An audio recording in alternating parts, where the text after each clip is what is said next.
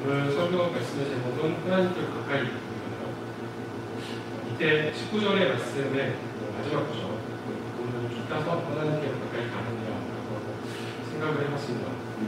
저희가 이제 7월달에 들어서 이제 청년부에 시작을 하면서 히브리서의 말씀을 가지고 이제 5주로 이제 저희들이 말씀을 듣고 있는데요. 오늘이 그 두 번째 주라고 보시면 됩니다. 지난주에는 영원한 대제사장 그리스도에 대해서 저희들이 들었고요. 이번 주에 영원한 대제사장이 주시는 소망, 우리에게 어떤 소망을 주시는지에 대해서 한번 생각을 해보도록 하겠습니다. 참고로 3주, 4주, 5주를 지금 이제 계속 생각해보고 있는데요. 어쩌면 바뀔 수도 있고요. 아니면 이렇게 모델로 갈 수도 있습니다. 그래서 다음 주에 되는 것이 이제 영원한 제사장을 따르는 비결이라고 보면 머릿속에 되게 각인 안 시켜주셔도 될 것 같고요. 적어도 지난주하고 이번 주에 있었던 말씀에 대해서 저희들이 생각을 좀 해보면 될 것 같아요. 지난주에 저희가 봤던 내용이 이제 2장 중반에서 후반부하고 그 다음에 3장 초반부에 대한 내용이고요. 그때 봤던 게 무엇이냐면은 우리와 같이 되신, 그러니까 육신, 성육신 하신 예수 그리스도에 대해서 저희들이 배웠습니다. 그래서 특별히 성육신 하시게 된 가장 큰 이유 중에 하나가 대사장의 직분을 수행하시기 위해서 이 땅에 오셨다는 것을 일단 저희들이 배웠고요.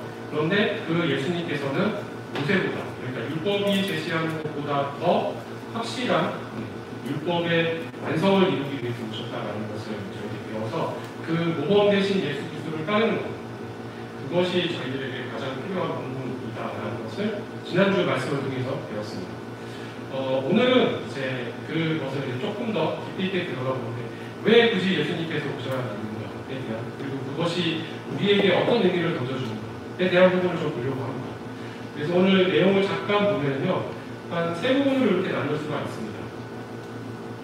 첫 번째 11절에서부터 12절까지 보시면요, 레위지파 제사장이 지금까지 그 유대인들이 레위지파를 통해서 이렇게 제사를 드리는데 그게 한계가 분명하다는 사실을 이 히브리 기자는 이야기를 하고 있거든요.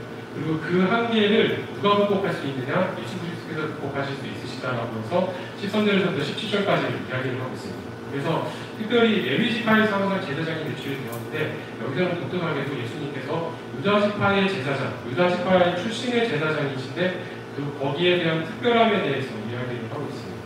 그리고 이제 마지막 18절과 19절에 이제 히브리서 기자가 얘기하고 싶은 이 새롭게 오신 예수 그리스도의 대제사장 직분이 우리에게 어떤 위안 그리고 어떤 소망을 허락해 주는가에 대한 부분들을 이제 먼저 저희들이 이제 살펴보면은 오늘 이 말씀의 내용들을 다 알게 되는 것이죠. 가장 중요한 핵심은 아마 소망이라고 볼 수 있습니다. 예수 그리스도께서 우리에게 어떤 소망을 주시는가 하는 것입니다. 저희가 조금 살펴볼 때 히브리서 기자가 예수님에 대해서 가장 강조하는 것 중에 하나는 제사장으로 오셨는데 그 제사장으로 오신 예수님이 멜기세덱의 관찰을 쫓아오셨다라고 이렇게 이야기를 합니다. 근데 멜기세덱이라고 하는 인물이 사실은 지금 이 오늘 11시에 때 목사님께서도 말씀을 하셨다시피 히브리서 같은 경우는 히브리인들, 그러니까 유대인들에게 이 말씀을 전해 주신 거거든요. 그렇기 때문에 유대인들이 알고 있는 그 배경적인 내용들을 그걸 밑에 깔고 설명을 한단 말이죠. 근데 거기에서 되게 중요한 설명 중에 하나가 무엇이냐면 예수님께서는 제사장 멜기세덱의 관찰을 따라서 오신 분이다라는 거예요. 그러면 우리가 이제 먼저 생각을 해볼 게 뭐냐면은 우리의 이 말씀을 이해하기 위한 전제 중에 하나가 뭐냐면은 멜기세덱의 존재를 우리는 확실하게 알고 있어야 된다라는 거거든요. 그래서 그 존재에 대해서 한번 생각을 좀 해보려고 합니다. 이 멜기세덱이라고 하는 사람이 어디에 나오냐면은 창세기 14장에 나옵니다. 근데 이 창세기 14장에 나오는데 특별히 누구와 연관이 되어서 나오냐면은 유대인들이 그렇게 바라고 열망했던 믿음의 조상인 아브라함에게 관계된 인물로 나오는데 무엇을 관계된 인물이 나오냐면은 아브라함이 11조를 드렸던, 그러니까 제사를 부탁을 드렸던 사람, 그리고 이 사람을 통해서 제사를 드렸던 사람에 대한 존재로서 멜기세덱이 나온다는 것이죠. 그렇기 때문에 멜기세덱은 성경에서 제사 직분이 생겨나기도 전부터, 그리고 하나님께서 그 이스라엘 백성에게 레위기나 신명기, 민수기 말씀을 통해서 그 제사에 대한 이야기를 하기 전부터 계속해서 제사장 직분을 옛날부터 감당했던 사람이라는 것이죠. 그러니까 어떠한 기준, 어떠한 율법, 어떠한 말씀이 없이도 이전부터 제사장 하나님을 섬기는 자로서의 사명을 감당했던 사람이 바로 이 멜기세덱이라는 것입니다. 성경에서는 그 사람에 대한 족보도 나오지 않아요. 이때만 잠시 나오고 한동안 완전히 사라져 있다가 히브리서에 창세기에 나왔다가 히브리서에 딱 나오는 것으로 이제 완결이 되는 인물인데 그 인물이 무척이나 신비하다라는 것이죠. 그런데 예수님께서 이 사람의 반차를 쫓았다라고 이렇게 나옵니다. 여러분 보통 반차라고 하면은 이건 이제 요즘에는 사용하지 않는 단어인데요. 이게 이제 신분제 사회에서 쓰는 그런 용어입니다. 그래서 이게 신분을 나타내는 게 신분이나 등급에서의 차이 같은 것을 나타내는 단어거든요. 그래서 신분제 사회에서는요 상당히 중요하게 여기는 것 중에 하나가 뭐냐면요 그 신분에는 그 신분에 맞는 대우를 해주는 것이 상당히 중요합니다. 이게 무슨 뜻이냐면은 이 사람이 예를 들어서 왕족이면은 왕족에 맞는 신분에 맞는 그 예법을 갖추어서 행동을 해줘야 돼요. 그런데 그 사람보다 더 높은 사람에게 해야 될 예법을 하거나 더 낮은 사람에게 대한 것을 하거나 하면은 그걸 어긋나고 높게 하게 되면은 나중에 이 사람 그러니까 저기 섬겼던 대상에게도 문제가 생길 수 있고 낮게 해주게 되면은 이제 예법을 모르는 사람이라고 해서 자신이 이제 그 화를 당하게 되는 그런 것들이죠. 그런데 예수님께서 이 멜기세덱의 반차를 쫓아서 세워주셨다는데 이 반차 여기서 이제 그 멜기세덱의 그것을 그대로 쫓아서 제사장이 세워졌다라는 그 의미를 이야기하고 있습니다. 그런데 특별히 이 반차를 따라 제사장이 세워지게 된 이유가 있는데요. 왜 굳이 멜기세덱의 반차를 쫓았느냐라고 하는 것을 이제 보면은 오늘 말씀에서 좀 나옵니다.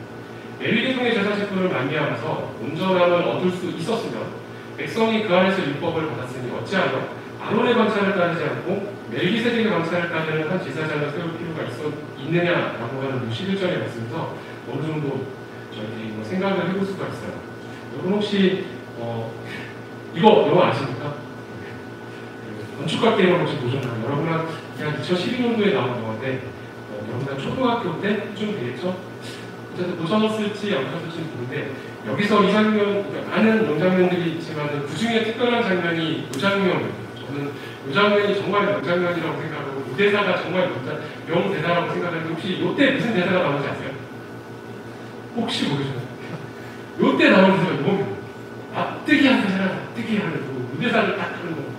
이게 요 말이 무엇이냐면은 히브리 사람들에게 예수님이 레위지파도 아닌데 오셔가지고 제사장 직분을 감당하셨습니다라고 이야기하면 납득을 못해요. 제사장의 직분은 레위지파밖에 될 수 없는데 유다지파로 온 사람이 무슨 이 제사장 직분을 감당하느냐고 해서 유대인들에게는 이게 설명이 안 되는 거예요. 납득이 안 되는 거예요. 그렇기 때문에 이것을 갖다가 이제 히브리 기자가 상세하게 풀어서 설명을 해주기 위해서 레위인들에게 예수님에 대한 그 제사장의 직분에 대한 것을 이야기해주기 위해서 멜기세덱의 반차를 이야기하신 거예요.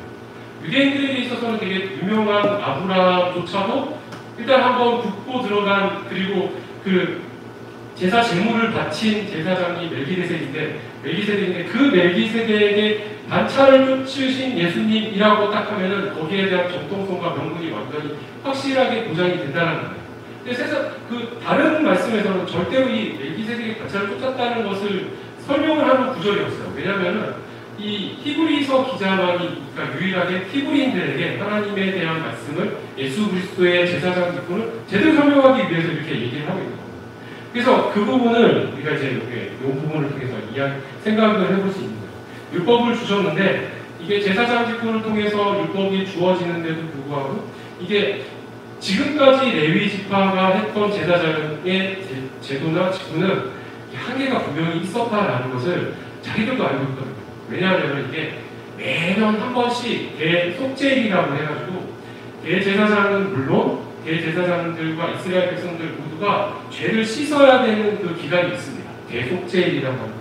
그런데 그 기간을 무시하시게 한 분이 누구냐면 예수 그리스도의 그 제사의 역할입니다. 예수님께서 직접 십자가에 못 박히셔서 돌아가심으로 말미암아 제물이 되어졌다는 개념이 사실은 그 유대인들에게서는 이게 이해가 안 가는 개념이었던 거예요.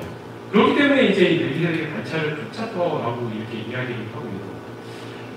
그래서 이제 여기서 중요한 것이 하나가 또 문제가 하나가 더 대두가 됩니다. 유대인들에게 그렇다면 레위인들은 레위 지파, 그러니까 모세를 통해서 받은 율법을 통해서 레위의 지파에 맞는 그 율법의 체계들을 맞추어서 예배를 드렸는데 제사들을 감당했는데 그러면 레위 지파의 그 제사를 감당하던 그 모든 율법들은 그 예수님하고 어떤 관계가 있고 그것이 만약에 다른 지파에서 온 지파에서 드려지는 예배하고 이게 안 맞아 들어가는 것 아니냐라고 한계를 가지는 것 아니냐라고 보게 됐었거든요. 그럼 그때 이야기하는 것이 이제 바로 요 부분입니다. 왜 굳이 아론의 관찰가 아닌 멜기세덱의 직분, 멜기세덱의 관찰을 쫓아야 했는가를 여기서 이렇게 얘기를 하는 거죠. 12절에서 뭐라고 얘기냐면 제사 직분도 바뀌었으니까 레위에서 예수 그리스도로 바뀌어졌으니까 율법도 반드시 바뀌어져야 된다라는 것을 이야기를 하고 있어요. 이스라엘 백성에게는 이 부분이 상당히 의아한 부분이기도 하고 어떻게 보면 신성 노동의 부분이 될 수도 있는 부분이에요. 왜냐하면 자기들이 지금까지 모세 오경을 통하여서 쌓아놓고 이루어졌던 전통적인 예배의 모습이 한 번에 예수님으로부터 바뀌거든요. 그러니까 이 부분에 대해서 상당히 그 반감들과 또는 이해하지 못하는 부분들이 있었다는 것이죠. 그런데 이제 그 예수님께서 이제 그 율법에 대한 부분들을 이제 다르게 해석을 하시면서 다르게 변화를 시켜주시는 부분이 어디에서 나오냐면은 예수님께서 십자가에 못 박히시기 바로 전에 있었던 그 6월절 제사, 6월절의 행사를 통해서 그 마가의 다락방에서 예수님께서 새 언약을 맺으십니다. 떡과 포도들을 통해서 언약을 맺으시거든요. 그래서 그 언약의 말씀을 통하여서 율법이 새롭게 다시금 해석이 되는 것이죠. 매번 예수님께서는 본인이 당신께서 하나님의 아들로 이 땅에 오셔서 그 모든 사람들의 죄를 계속하실 것임에 대해서 그리고 친히 성경이 되실 것임에 대해서 수도 없이 이야기를 하셨습니다. 요나에 대한 기적, 표적을 직접 이야기를 하시기도 하셨고요. 또한 성전을 헐어라. 내가 3일 만에 사흘이 다시 짓겠다라고 이야기하시는 말씀까지도 하셨어요. 당시에는 이해하지 못했지만 우리는 이해를 하고 있지 않습니까? 그 이야기 자체가 바로 율법에 대한 것을 새롭게 오늘 이렇게 혼자서 자꾸 진도를 잡고 나가니까. 그래서 그 부분들을 이제 이 히브리 기자가 확실하게 이야기를 하고 있는 것입니다. 율법인들에게 구원의 방편이었던 율법이 결국은 예수 그리스도를 통하여서 예수 그리스도가 율법의 온전한 방편이 되어야 된다는 구원의 방편이 된다는 것을 확실하게 이야기를 하고 있는 것이죠. 근데 특별히 예수님께서 유다 지파에서 나셨다는 것이 조금 특별한 부분이거든요. 이것이 무엇을 의미하냐면요. 원래 유다 지파는 야곱의 계보에서도 사실은 장자가 아니었습니다. 그리고 실제로 육신적인 장자도 첫째는 루벤이었었지만은 야곱은 그 루벤을 장자로 하지 않고 불미스러웠기 때문에 하지 않고 요셉에게로 장자권을 넘겨줍니다. 그러다 보니까 요셉의 자식에게서 나온 사람들이 이제 요셉 지파의 사람들이 이제 그 장자 명분을 갖게 되는 겁니다. 그래서 성경에 보면요, 요셉의 아들이 므낫세와 에브라임이 있습니다. 첫째가 므낫세고 둘째가 에브라임인데 그때 야곱이 죽기 직전에 손을 어긋나서 이렇게 안수를 해주거든요. 그래서 첫째 명분이 또 묘하게도 에브라임에게로 돌아갑니다. 그 에브라임에게로 묘하게 돌아가서 나중에 보시면 아시겠지만 여호수아가 어디 지파냐면 에브라임 지파거든요. 그래서 가나안 땅에 들어가게 되었을 때 장자 명분을 가지고 갈 수 있는 지파가 될 수 있었어요.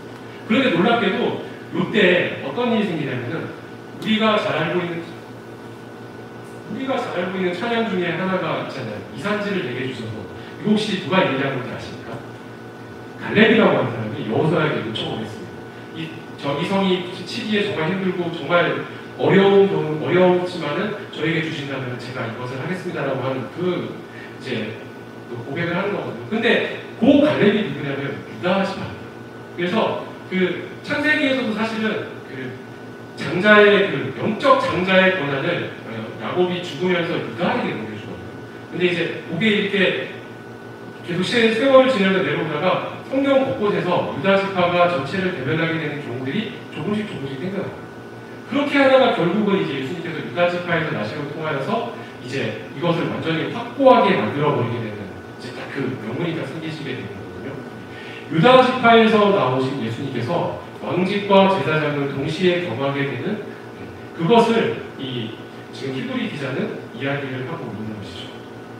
그렇기 때문에 예수님께서는 우리에게 율법보다 더 좋은, 더 획기적인, 더 감사한 제목의 소망이 있을 수 있다라고 하는 것입니다. 예수님이 율법 대신에 무엇을 따라 제사장이 되셨는가라고 이야기가 나오는데 여기에서 보시면 불멸의 생명의 능력을 따라라고 16절에 나오거든요. 근데 이게 조금 어려운 말일 수는 있겠는데 아주 쉽게 설명을 하자면은 우리가 지난주에 배웠던 참 신이면서도 참 인간이신 예수 그리스도께서 이 땅에 오심으로 말미암는 것, 그것을 이야기할 수 있습니다. 예수님께서 율법을 대신하시기 위해서 예수님의 참 하나님이신 그리고 참 사람이신 그 모습의 능력을 따라서 우리에게 소망을 던져 주셨다라는 것을 이렇게 이 16절의 말씀은 이야기를 하고 있는 것이죠. 육신에서만 그치는 레위 지파를 넘어서게 되는 영적으로도 이렇게 하나님께서 지명해 주신 그 역할에 따라서 이 사역을 감당하게 되었다라는 것입니다. 그렇기 때문에 예수님에게서 예수 그리스도를 통해서 생겨나게 된 이 구원의 소망이라고 하는 것이 우리에게서는 더욱더 큰 의미로 다가온다라고 하는 것입니다. 특별히 하나님께서는 우리에게 큰 그림을 그리셨습니다. 정말로 큰 그림을 그리셨는데 그것이 어떤 그림이냐면은 예수님을 통하여서 하나님께로 가까이 나오게 된다라고 하는 그림을 그렸습니다. 사실 위에 있는 내용들이 이렇게 오늘 읽었던 본문들의 전체적인 내용들 중에 11절부터 19절 중에 위에 부분을 어렵다고 생각하시면 모르셔도 좋습니다. 하지만 중요한 단어가 바로 이겁니다. 오늘 우리가 머릿속에 그리고 기억 속에 마음 속에 품고 한 주간에 살아야 될 말씀이 하나님께 가까이 나아가는 거라고 하는 거예요. 다른 걸 기억 못하셔도 됩니다. 멜기세덱의 가차를 쫓는 것이 어떤 의미인지, 예수님의 회복심이 어떤 의미인지, 유대인들이 왜 예수님을 그리스도로 그리고 메시아로서 하나님의 아들로서 우리에게 죄를 구속하실 분으로서의 의미를 받아들이는데 무척이나 애를 먹었는지 그런 부분들은 모르셔도 상관없어요. 제일 중요한 것은 하나님께로 가까이 나아가는 그 하나의 방법으로서 예수님은 하나님께서는 오래전부터 준비를 해 주셨다라고 하는 것입니다. 예수님을 통하여서만 하나님과 우리가 관계를 회복할 수가 있습니다. 예수님께서 이 땅을 만드실 때 원래 그려놓은 그림이 있습니다. 이런 그림. 하나님과 사람의 공존, 그리고 특별히 동행이라고 표현할 수 있는 인격적인 관계를 이야기했거든요. 말씀을 생각을 하셨거든요. 창세기 1장에서부터 우리가 우리 형상대로 사람을 만들어가지고 우리하고 똑같은 인격체로서의 이 땅을 다스리게 되신 주자라고 하는 그 말씀을 하셨거든요. 그 말씀이 무엇이냐면 우리와 교제하는 가운데에서 이 땅을 하나님의 말씀대로 다스리고 지키게 될 존재로서의 우리를 선택해 주셨다라고 하는 것입니다. 이 세상 그 어떤 피조물에게도 이 영광은 주시지 않았습니다. 그렇기 때문에 성경에서의 말씀에서 가장 중요한 성경의 세계관은 딱 이거예요. 하나님이 계시고 세상이 있으면 하나님과 세상 가운데 딱 인간이라고 하는 위치가 딱 정해져 있어서 세상보다 그 위에 있지만 하나님보다 밑에 있는 피조물보다는 위에 있지만 하나님을 바라보며 조물주의 뜻대로 살아가야 하는 요 직분, 요 자리를 딱 맡겨주셨거든요. 어떤 세계관 같은 경우는 세상과 인간을 동일시하는 경우도 있어요. 그런데 성경은 절대로 그렇게 가르치지 않아요. 성경은 하나님께서 우리를 세상에서 완벽히 다른 존재로 만들어주셨어요. 하나님을 바라볼 수 있는 존재로 만들어주셨어요. 그렇기 때문에 세상이 사람을 통해서 하나님에게로 나아가게 되는 것이지 똑같이 있는 상태에서 같이 나가게 되는 것이 아니다. 물론 사람들과 사람들 사이에서는 이게 만인 제사장이라고 하는 그 원리가 통하겠지만 이 만물과의 관계에서도 우리가 그 관계를 정확하게 유지를 할 수 있어요. 그래서 하나님께서 원래의 관계를 이렇게 우리와 하나님의 관계를 마치 주인과 산책을 하는 강아지의 정겨운 모습처럼 만들어주셨다는 것이죠. 하지만 사실 어떻게 했다고요? 이렇게 했다고요. 같이 산책을 나가려고 하면 그런 모습이에요. 절대로 말아요. 그러니까 이 좋은 순간을 절대로 누리려고 하지 않아요. 혼자 누려요. 이 사람은 하나님과 아무런 상관없이 하려고 하는 거죠. 그리고 나아가서는 사망으로 빠르게 달려가는 그 발걸음을 간다는 것이죠. 하나님께서 그걸 막으려고 해도 막을 수가 없을 만큼 정말 빠르게 달려가는 발걸음으로 사망과 죽음을 향해서 달려가고 있는 게 인간의 모습이라고 하는 것입니다. 이 상황을 하나님께서 이 원래의 모습을 회복하기 위해서 어떤 것을 사용하셨냐면 바로 인간의 역사 전체를 사용하셨다는 것입니다. 창세기부터 시작을 해가지고 지금 우리에게까지 그 유구한 역사 전체를 단지 우리에게 할애를 하셔서 모든 것을 보여주신 것. 창세기부터 있었던 아브라함의 믿음의 행위들부터 시작해서 아담의 범죄를 저질러서 하나님과 관계가 멀어지는 것을 통해서 그 앞에 있는 천지 창조의 모습을 통해서 그리고 나아가서 이스라엘 백성들이 출애굽하여서 광야에서 허덕이는 모습, 그리고 예수 그리스도께서 이 땅에 오셔가지고 그것을 회복시키는 모습, 나아가서 교회를 통하여서 하나님의 뜻이 선포되는 모습, 이 전체 거를 사용해서 이 전체의 모든 역사를 사용해서 지금 우리에게 있는 지금 앉아있는 우리에게 그것을 말씀을 해주시기 위해서 이것들을 사용하고 계시다는 거죠. 무엇보다도 시간적으로는 이 역사 전체를 사용하고 계시고요. 인격적으로는 예수 그리스도를 내어주심을 사용해 주셨다는 것입니다. 예수님을 내어주시는 것은 하나님께서 주실 수 있는 모든 것을 주신 것이죠. 그 모든 것을 주신 예수 그리스도의 십자가의 대속은 하나님께로 우리가 나아가도록 하는데 반드시 필수적이고 나아가서 우리가 그것을 통하지 않고서는 절대 하나님의 은혜 자리를 나갈 수가 없게 되는, 그래서 시간과 인격적인 이 관계를 통해서 하나님께서는 우리에게 오늘 이 순간까지 이렇게 이야기를 하시고 계시는 것이죠. 여기 보시면요, 언니가 사랑하는 여동생인데 자전거를 가르쳐줘요. 자전거를 가르쳐주는데 아이가 이거 타는 것도 잘 못해요. 그러다 보니까 처음부터 차분히 가르쳐주는 거예요. 물론 조금 있다가 보면 지금 보면 이제 그 다음부터 속도를 엄청나게 내서 이렇게 쫙 달려가는데 이렇게 페달을 밟는 거야 라고 얘기해서 그게 어떻게 되는지 모르겠습니다. 어떻게 되는지 모르겠지만 처음에 앉는 것부터 시작을 해서 언니가 이렇게 헌신적인 모습으로 합니다. 아마 부모님한테도 아마 이 모습을 배우지는 못했을 것 같아요. 누가 동생이 의자, 자전거 의자에 안장에 앉는데 피가 안 닿으니까 언니가 이렇게 무릎을 꿇고 이렇게 엎드릴 생각을 했겠어요. 근데 이 언니가 이렇게 동생을 무척이나 사랑하는, 무척이나 이렇게 애정을 가지고 있는 그런 모습인 것 같습니다. 하여튼 하나님께서 이런 모습으로 우리에게 역사를 통해서 예수 그리스도를 통해서 처음부터 하나하나 이렇게 세심하게 가르쳐 주셨다는 것이죠. 하나님에 대한 사랑, 하나님께서 우리를 사랑하시니 이렇게 극심한 것 같습니다. 보통 사랑이 아닌 것 같아요. 이 강아지가 주인을 사랑하는 것, 물론 하나님을 강아지로 비하를 하고 싶은 표현은 아닙니다. 아시겠죠? 무슨 의미인지 금방 아시죠?